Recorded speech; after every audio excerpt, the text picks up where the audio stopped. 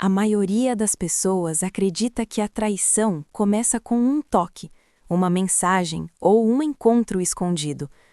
Mas a história de Davi nos mostra algo diferente. A traição começa muito antes do ato. Ela começa no olhar que permanece mais do que deveria, no pensamento que não é interrompido, na escolha silenciosa de alimentar um desejo.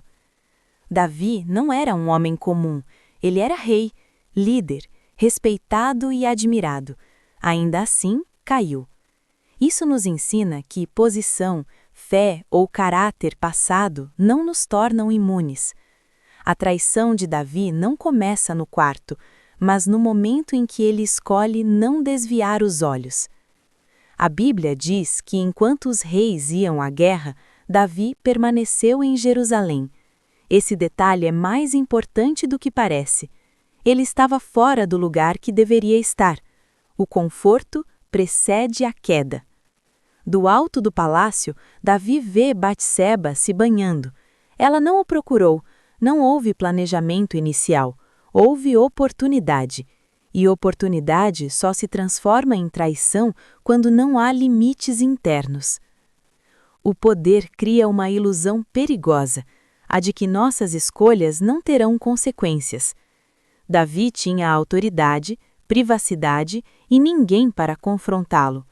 A solidão do poder é um terreno fértil para decisões erradas. Essa parte da história revela algo profundo. A distância emocional e espiritual abre espaço para o desejo desordenado. Não foi apenas um erro momentâneo, foi o resultado de um coração relaxado na vigilância. Davi poderia ter parado, poderia ter desviado o olhar, poderia ter perguntado quem era aquela mulher e encerrado ali. Mas cada passo dado torna o próximo mais fácil. A traição raramente acontece de uma vez. Ela é construída em pequenas permissões. Primeiro o olhar, depois o pensamento, depois a aproximação e, por fim, o ato. Quando percebemos, já cruzamos uma linha que juramos nunca atravessar. E o mais perigoso, começamos a justificar nossas escolhas. Davi não apenas traiu emocionalmente, ele traiu sua própria consciência. E quando a culpa surge, ao invés do arrependimento imediato, ele escolhe esconder. Essa é uma lição dura. Quando tentamos encobrir uma traição, criamos outras. O erro inicial gera uma cadeia de decisões ainda mais graves. Para esconder seu erro, Davi chama Urias, marido de Batseba, tentando manipulá-lo. Quando isso não funciona, ele toma uma decisão ainda mais grave. Envia Urias para a linha de frente da batalha, onde ele morre. Aqui, a traição deixa de ser apenas amorosa e se torna moral. Davi traz sua amizade, sua liderança e sua própria identidade. A tentativa de esconder a culpa quase sempre gera danos maiores do que o erro inicial.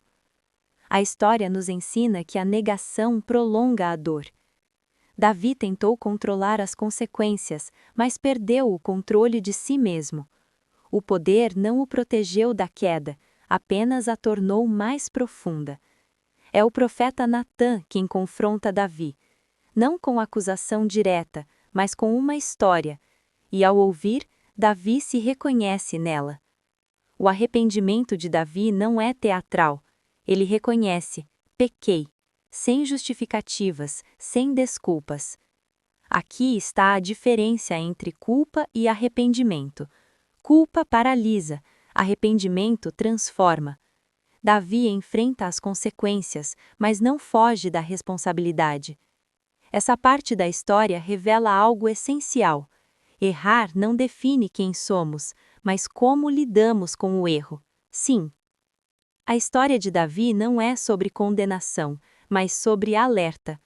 Ela nos mostra que ninguém trai de repente. Traímos quando paramos de vigiar nossos desejos. A traição não começa no corpo, começa na mente. Não começa no encontro, começa na ausência de limites. Davi nos ensina que caráter não é algo conquistado para sempre, ele precisa ser cuidado diariamente. E talvez a maior lição seja essa: quanto mais cedo enfrentamos nossos desejos, menos destrutivas serão nossas quedas.